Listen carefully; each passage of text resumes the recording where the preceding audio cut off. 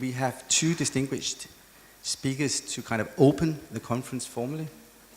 And the first one is the Deputy Mayor of Malmö, Andreas Schonstrom, who's actually the Deputy Mayor for the Technical and Environmental Affairs in the city of Malmö, and has been taking on that role fairly recently, but been an elected officer, councillor in the city of Malmö for quite some years now. I'm not going to say how many.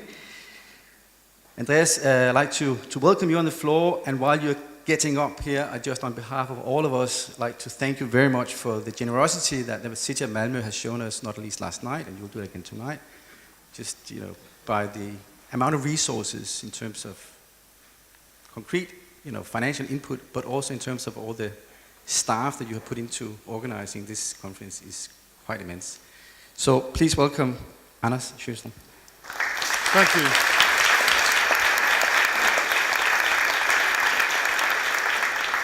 Thank you very much. It's a great honor to welcome you all to our city, the city of Malmö. As you heard, my name is Andreas Schonstrom. I'm a deputy mayor here in Malmö. I've been that since 2010. Only in the beginning of this year, I got the responsibility of technical affairs and environmental affairs. Before that, I was deputy mayor of labor market and secondary school and adult education.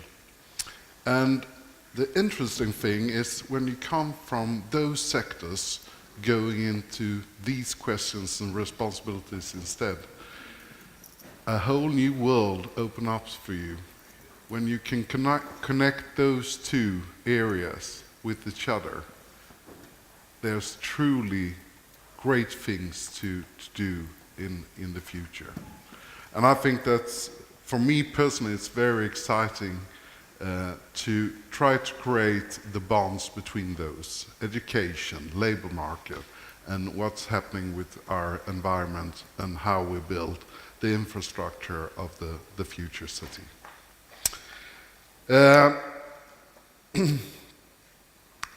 Our city is a young and global city. Half of our population is under the age of 35. Me, myself, I'm 41, so I'm seen as a senior citizen. It's great, you get a discount at museums and buses and so on. I'm just kidding aside. But we are a very young city. But what we are perhaps mostly known for are our diversity in the city. Our population, the citizens of Malmö, represents about 177 different countries. In Malmö, we speak about over the 140 different languages. And that's great news for you, especially you, because when we have guests, they sometimes, late in the evening, get lost. And if you get lost in our city, there's always someone from your home country who can speak in your language and help you to find the way home. We try to be, and I think we are, internationally known for our sustainable profile. Malmö's transformation from an industrial town in the decade when shipyards closed down in the beginning of the 90s to the modern Malmö of today with a university, the Öresund Bridge, a diversified business sector and high population growth was largely driven by strategic city planning and development with a focus on environmental sustainability. Just to give you some examples, 5 years after the United Nations conference in Rio 1992, Malmö adopted a local Agenda 21 to make sure that our environmental goals and sustainability were at the forefront. These processes led way to the transition in our Western Harbour, an area internationally known for its 100% locally produced renewable energy. It led to the concrete initiatives in the area known as the Echo Town of Augustenborg in the southern parts of Malmö, where open stormwater management has led to this area becoming the most resistant part of the town when it comes to shifting weather. And in 2010, the municipal board in Malmö launched the world's first local commission on social sustainability, conducted by researchers and practitioners in various fields and inspired by the World Health Organization's Commission on Social Determinants on Health. We did this because we saw that we had to be just as successful on social aspects if we wanted to be a truly sustainable city. We saw a holistic approach meant that the entire sustainability spectra had to be addressed, or else none would be truly successful. We couldn't only look at economics, we couldn't only look at the environmental questions. We had to address also the social sustainability to really get a whole unified city in the areas of sustainability. In 2014, we adopted the current general plan for the future development of Malmö, incorporating this historical knowledge and experience. And now we have a vision of a green, dense, and this is very important, dense. We have a PR consultants in the city hall. They always tell me, you don't never say little or small, always dense. So I will underline this. Dense city, where the future city development will mainly take place inwards, safeguarding some of Northern Europe's most fertile ground in outer areas of Malmö. But we also know that a dense and mixed city is a more democratic and accessible city, making it easier for pedestrians, commuters, and bike-commuters to have easy access to the entire city. Last year, Malmö adopted the United Nations Global Goals, Agenda 2030, and took an active decision to incorporate these goals in our local work.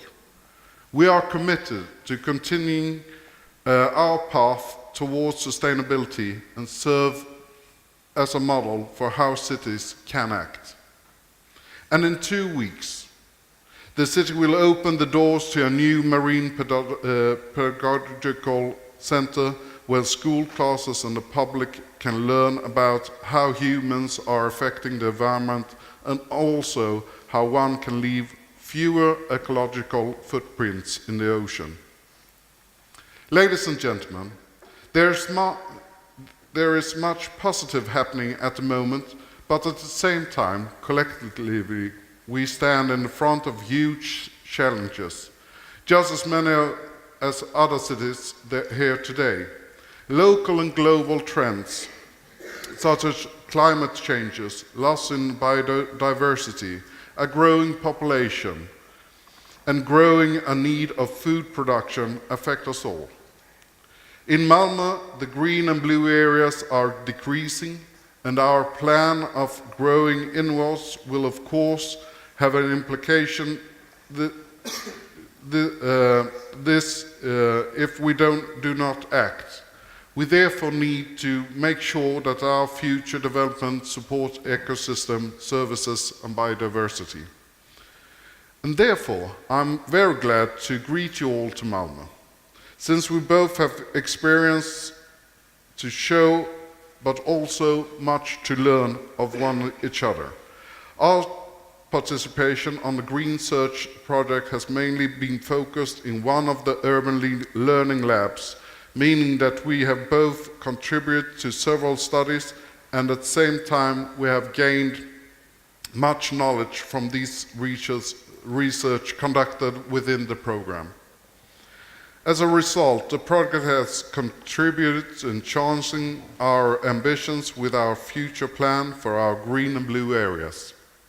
And I'm convinced that this specific method of combining practical work in our cities with researchers will lead to a new and better knowledge, but also to new ideas, innovations, and in the end, more effective outcome for our citizens, simply by thinking global and acting local.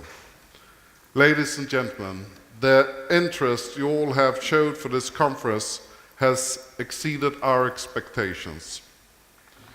You are almost 300 participants from about 37 different countries.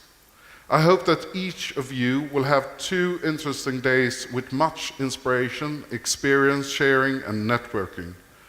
But I also hope that you will really enjoy our city. Feel free to wander the streets, see the diversity among our citizens and what they do, their ideas, and please help yourself to it. Have a nice day and a nice conference. Thank you.